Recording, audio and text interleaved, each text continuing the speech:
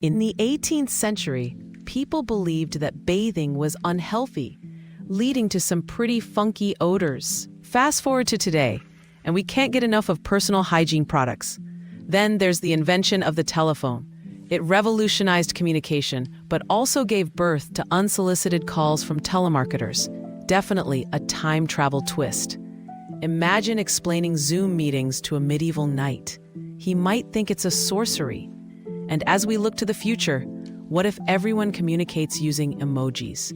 The Mona Lisa might just become a smiling face with heart eyes. These shifts remind us that while times change, our quirks often remain amusingly consistent.